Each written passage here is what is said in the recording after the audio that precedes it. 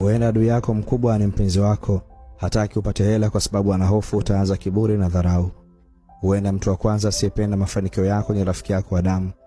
Akili yake inamwambia ukitoboa utamsahau na kupata kampani mpya. Labda sitamani maisha yako yapige hatua ni huyo bosi wako. Imani yake ni ukipata mtaji utaenda kuanzisha biashara yako mwenyewe. Huenda anayeomba anguko lako ni yule ambaye kila siku huwa ukimgongea hodi anatatua shida yako. Anapenda kukuona ukimsujudia. Furaha yake ni wewe kuendelea kumlilia akutangaze.